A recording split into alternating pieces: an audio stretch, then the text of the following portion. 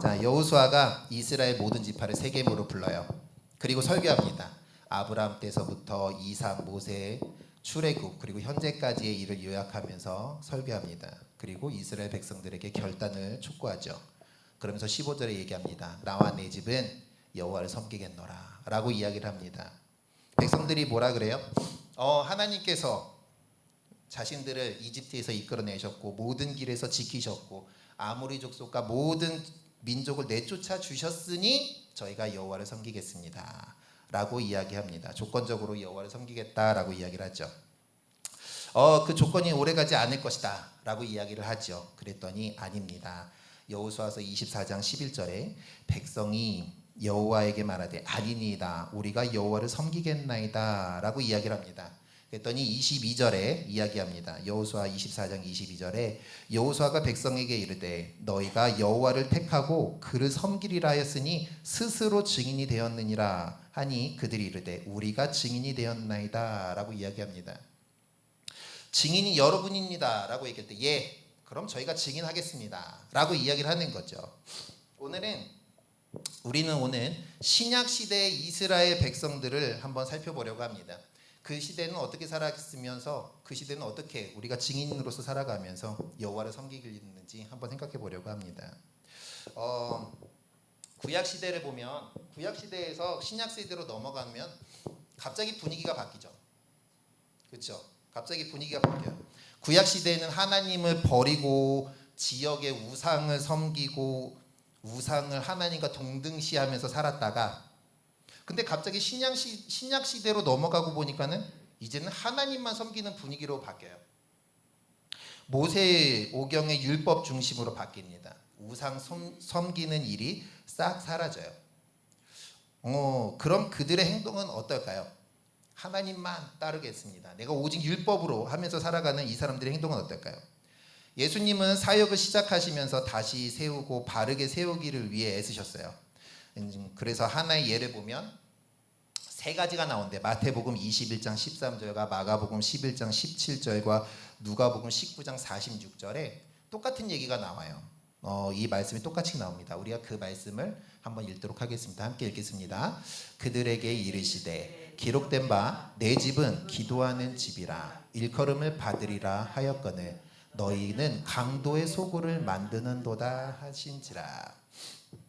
성전을 뭘로 바꿨어요? 성전을 강도의 소굴로 바꿨다. 강도의 소굴이 되게 했다라고 얘기합니다. 성전에서 매매하고 환전하고 비둘기 파는 상인의 의자를 엎으십니다. 그러면서 말씀하시는 거죠. 내 집은 기도하는 집이다. 그런데 너희가 강도의 소굴을 만들어놨다라고 이야기합니다. 이 성전이 변질되고 신앙이 변질되고 이 재물 주님께 예배를 드리는 이 제사의 제물이 변질된 건 언제부터 변질됐을까요? 언제부터 이게 있어가지고 성전에서 매매를 하면서 이렇게 돼서 강도의 소굴이다 라는 얘기가 나왔을까요? 말라기에 보겠습니다. 말라기 1장 6절에서 8절입니다. 말라기에 한번 읽도록 하죠. 함께 읽겠습니다. 내 이름을 멸시하는 제사장들아 나 만군의 여호와가 너희에게 이르기를 아들은 그 아버지를 종은 그 주인을 공경하나니 내가 아버지일진데 나를 공경함이 어디 있느냐 내가 주인일진데 나를 두려워함이 어디 있느냐 하나 너희는 이르기를 우리가 어떻게 주의 이름을 멸시하였나이까 하는도다. 너희가 더러운 떡을 나의 제단에 드리고도 말하기를 우리가 어떻게 주를 더럽게 하였나이까 하는도다. 이는 모세 여호와의 식탁을 경멸히 여길 것이라 말하기 때문이라.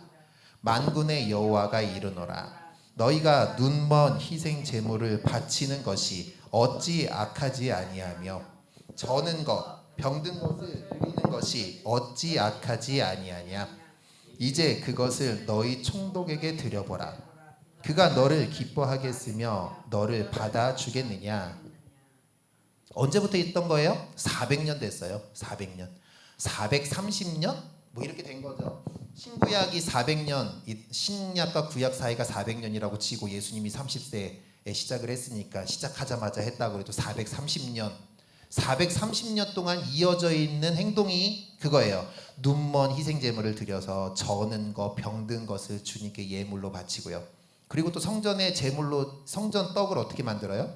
성전 떡을 더러운 떡을 갖다가 놓고 아무 떡이나 갖다 놓고 성전의 진설병이다 라고 갖다 놓고 살아간다고 합니다. 그러면서 하나님을 멸시한다 라고 하면서 했지만 하나님을 내가 언제 멸시했습니까?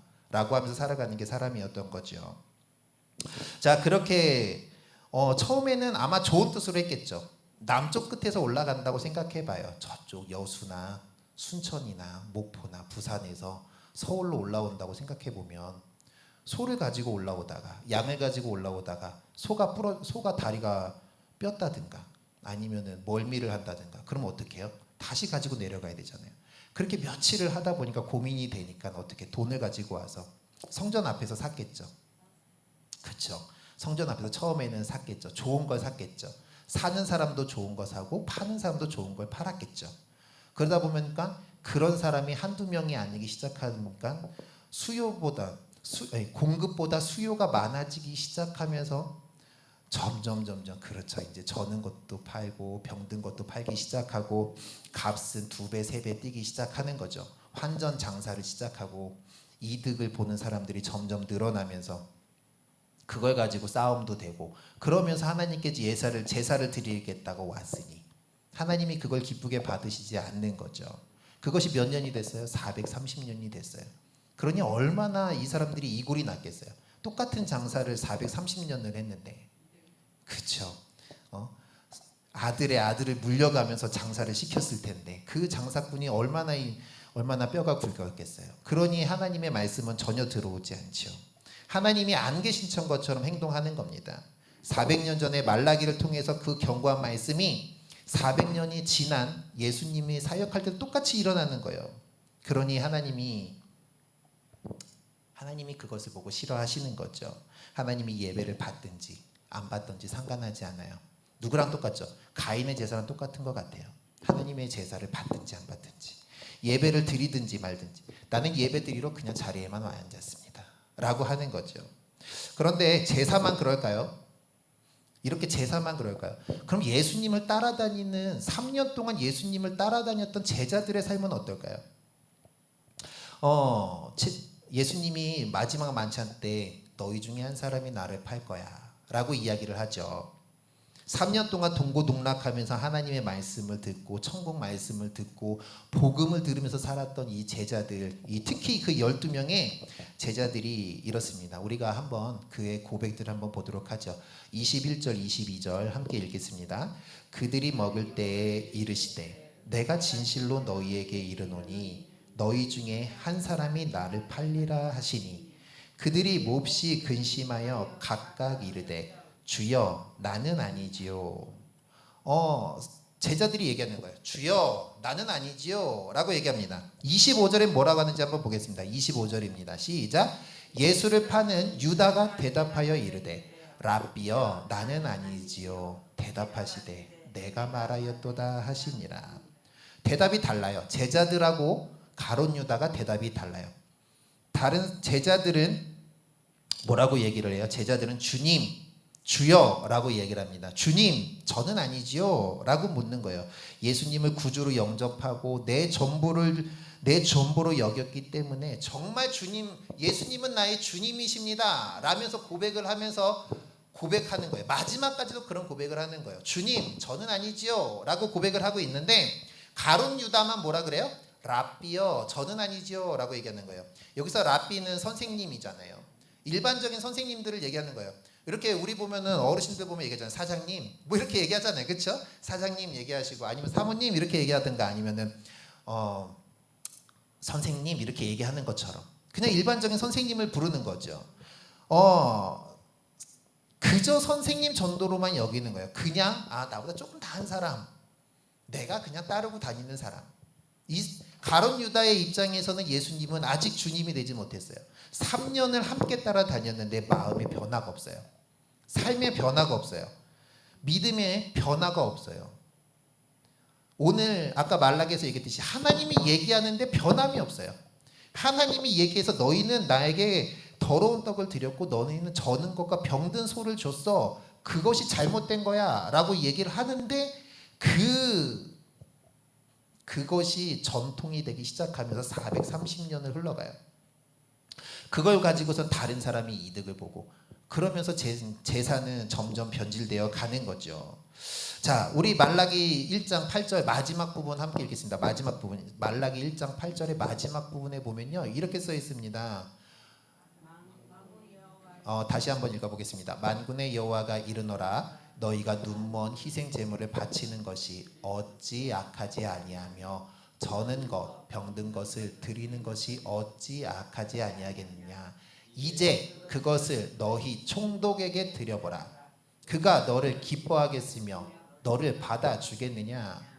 총독에게 줘봐라 라고 얘기하는 거예요. 선물로 총독에게 주는데 총독에게 제가 선물을 가지고 왔습니다 라고 하면서 저는 소를 가지고 오고 병든 소를 가지고 와서 준다고 생각하면 그 소를 그래 내가 고맙게 받겠다 라고 하지 않겠죠. 우리 대통령이 찾아왔어요. 대통령이 여기 왔는데 제가 주님께 제가 한번 대접하겠습니다 그러더니 햇반을 돌려갖고 온다고 생각하면 햇반을 돌려갖고 온다고 하면 하나님이 그 대통령이 좋아하진 않겠죠. 그쵸? 어르신 마찬가지잖아요. 뭐 이렇게 있잖아요. 이렇게 뭐 아들 며느리가 왔든지 아니면 딸의 집에 갔는데 햇반 돌려준다 그러면 얼마나 기분이 상해요. 그렇죠? 아무것도 안 주고 그냥 가세요. 엄마 이제 집에 가시죠. 라고 한다면 얼마나 기분이 나쁘겠어요. 그렇죠? 그런데 하나님 앞에 와가지고 하나님 그냥 가세요. 아니면 하나님 주면서 용돈 주면서 이거 가지고 가서 맛있는 거 중간에 휴게소 가서 사서 드세요. 라고 한다면 하나님이 그렇게 얘기하는 거죠. 너희가 이런 거를 총독에게 준다고 생각한다면 총독이 그걸 기쁘게 받겠니? 아마 기쁘게 안 받을걸. 너네 아마 혼날걸 하고 얘기하는 거겠죠. 그럼 우리는 어떨까요? 사람에게도 그렇게 대하지 않는데 왜 우리는 그렇게 하나님에게는 그렇게 대할까요? 우리가 하는 행동을 마음가짐을 되짚어 봐야 합니다. 우리도 하나님을 우습게 대하고 있지 않을까 생각을 해봐야 될 것 같아요. 램프의 지니처럼 램프를 문지르면 세 가지 소원을 들어주는 지니처럼 소원을 들어주는 존재인지 아니면 소원을 이루어주는 도구일 뿐인지 우리가 그렇게 여긴다면 우리의 다음 세대는 어떨까요? 우리의 다음 세대는 더 하겠죠. 우리가 그렇게 생각한다면 다음 세대는 더 하겠죠. 요즘 오늘 뉴스 보니까는 결혼을 안 하는 사람이 결혼하는 사람이 20%인가 밖에 안 된대잖아요. 80%가 결혼을 안 한대요.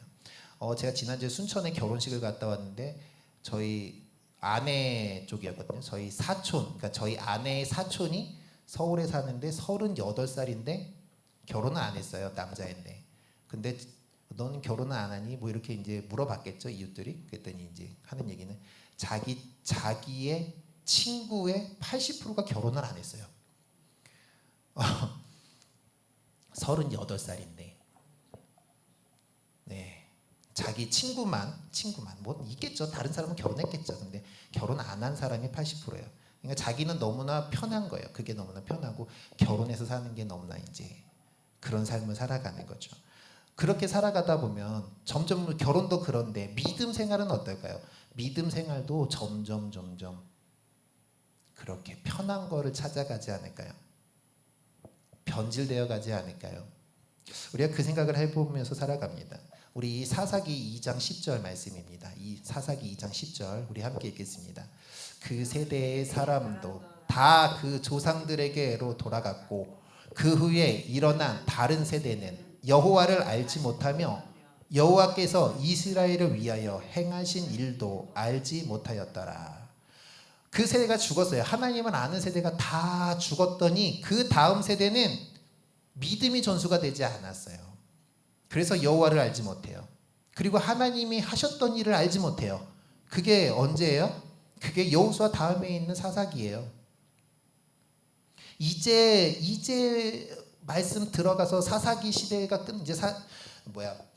여호수아가 끝나기 시작하면서 이제 사사기가 시대가 되어서 이제 각 지파별로 살기 시작하면서 가나안 땅에 살기 시작할 때 그때 있었던 일이잖아요. 2장이면 얼마나 가까워요.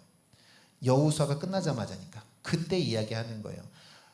하나님을 아는 세대가 다 죽었어. 근데 믿음 전수가 너무 하나도 안 된 거예요. 하나님을 알지를 못해요. 그리고 하나님이 그들에게 행하신 일을 알지 못해요. 저는 신학대학을 나왔어요. 그래서 저는 신학 공부만 8년을 했죠. 신학 공부만 대학교를 좀 오래 가고요. 지난번에 얘기했듯이 제가 신학대학원을 좀 길게 다녔잖아요. 그래서 좀 오래 했어요. 그런데 과도 신학과였어요. 과도 신학과인데 저는 성경을 많이 알고 갔겠죠? 감사합니다. 바울이 누군지도 모르고 갔어요. 네, 바울 서신이 뭔지도 몰라요. 그런데 바울 서신을 들어야 돼요. 전공이기 때문에. 바울 서신을 듣는데 바울 서신이 뭐야? 뭐가 바울 서신이야? 이게 바울 서신이야? 근데 왜 그 다음 건 안 해? 똑같이 생겼는데. 왜 이런 생각을 하는 거예요? 바울 서신이고 이건 바울 서신. 그때 가서 배우기 시작하는 거예요. 신학대학교에 가면 누가 제일 문제한 줄 아세요? 누가 제일 문제를 많이 일으킬까요? 신학대학 가서요. 신학과에 가면요. 회의나 이렇게 수업에도 잘 참석 안 하고 한 사람이 누군지 알아요? 목사 아들이 그래요. 목사 아들이. 규모가 작은 교회는 또 열심히 해요. 근데 규모가 좀 되는 교회들 있잖아요. 규모가 좀 되는 교회들, 큰 교회 목사들. 이런 목사들의 자녀들이 제일 문제를 많이 일으켜요. 왜 그럴까요? 아버지의 믿음이 내 믿음인 것처럼 느껴지기 때문이죠. 그렇죠? 어머니의 믿음이 제 믿음인 것처럼 느껴지기 때문에 제가 배웠던 목사님의 믿음이 내 믿음이구나. 그래 난 알 거야. 그러고 가는 거죠. 갔더니 뭣도 몰라요? 바울도 몰라요. 그 아들들은 뭐예요? 아버지의 믿음이 내 믿음이야. 난 그렇게 20년을 살았어. 그랬으니 그 믿음이 그대로 나한테 있겠지. 그리고 아버지 그늘 밑에서 벗어났더니 어떻게 살아요? 문제아로 살기 시작하는 거예요. 전혀 다른 모습으로 살기 시작하는 거예요. 내가 믿는다고 내 자녀가 믿는 게 아니잖아요. 내 자녀가 믿고 있는지 우리가 점검해 봤으면 좋겠어요. 우리 지난주에 제가 얘기했죠. 저희 딸이 에버랜드 가는 게 꿈이라고요. 에버랜드에서 1년을 일하는 게 꿈이라고요. 제가 반대했다 그랬잖아요. 주일날 예배 빼고 어디 가니? 대부분 삶이 그렇게 살아가죠. 내가 좋아하는 것을 따라가고요. 내가 원하는 것을 따라가다 보면 믿음이 점점 사라져 갑니다. 우리 가족의 믿음을 한번 점검해 봤으면 좋겠고요. 우리 여러분의 삶을 점검해 봤으면 좋겠습니다. 그럼 우리의 삶은 어떻게 살아야 될까요? 우리의 믿음은 어때야 될까요? 우리 데살로니가 전서 2장 4절입니다. 우리 함께 읽겠습니다. 오직 하나님께 옳게 여기심을 입어 복음을 위탁받았으니 우리가 이와 같이 말함은 사람을 기쁘게 하려 함이 아니요 오직 우리 마음을 감찰하시는 하나님을 기쁘시게 하려 함이라. 우리가 누구를 기쁘게 하면서 살아야 돼요? 하나님을 기쁘시게 하면서 살길 바랍니다. 사람을 기쁘게 하는 게 아니고요. 내 이웃을, 내 가족을 기쁘게 하는 게 아니라 하나님을 기쁘게 하면서 살길 바랍니다. 어떻게 살까요? 데살로니가 전서 5장 16절부터 읽겠습니다. 우리 다 아시는 얘기죠? 우리 함께 22절까지 쭉 읽겠습니다. 항상 기뻐하라. 쉬지 말고 기도하라. 범사에 감사하라. 이것이 그리스도 예수 안에서 너희를 향하신 하나님의 뜻이니라. 성령을 소멸하지 말며 예언을 멸시하지 말고 범사에 헤아려 좋은 것을 취하고 악은 어떤 모양이라도 버리라. 우리가 이 말씀을 붙잡고 살길 바랍니다. 마음을 다하고 목숨을 다하고 뜻을 다하고 힘을 다하여 하나님을 사랑해야죠. 근데 어떻게 해요? 사역이 일이 되기 시작하면 피곤해지죠. 사역이 일이 되기 시작하면 힘들어요. 그렇잖아요. 주일날 그래 저기 식사 담당하시는 분도 있지만 식사 담당하는 거 처음엔 기쁜 마음으로 해요. 근데 이게 7시, 8시에 일어나서 온다라고 생각하다 보면 점점 피곤해지죠. 이게 일이 되기 시작하면 피곤하죠. 저는 안 그럴까요? 1년 동안 새벽 6시에 일어나서 오면 너무 피곤하겠죠? 일이 되면 피곤하죠. 일이 안 되게 하려고 열심히 노력하고 있습니다. 우리가 몸이 그런 것 같아요. 일이라고 생각하면 힘들어요. 일이라고 생각하면 피곤해지고요. 짐이 됩니다.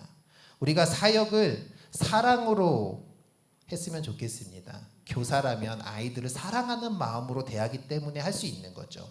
아이들이 떠들고 막 내 말 안 듣고 귀 한쪽 귀로 듣고 한쪽 귀로 흘리는 걸 바라보고 있고 눈은 딴 데 보고 있는 걸 바라보고 있으면 이게 일이 되면 분노가 일어나죠. 그런데 그것이 사랑으로 되면 그 아이를 다가갈 수 있을 거라 생각합니다. 저희 학원 아이들이 저를 삼촌처럼 생각해요. 그래서 자꾸 무릎 위로 올라와요.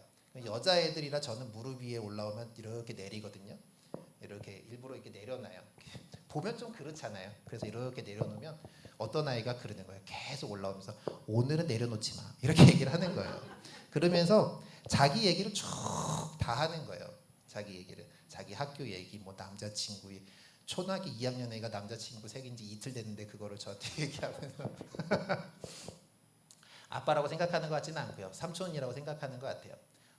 사랑으로 하면 가능한, 사랑으로 하기 때문에 아이들이 그렇다라고 생각을 합니다.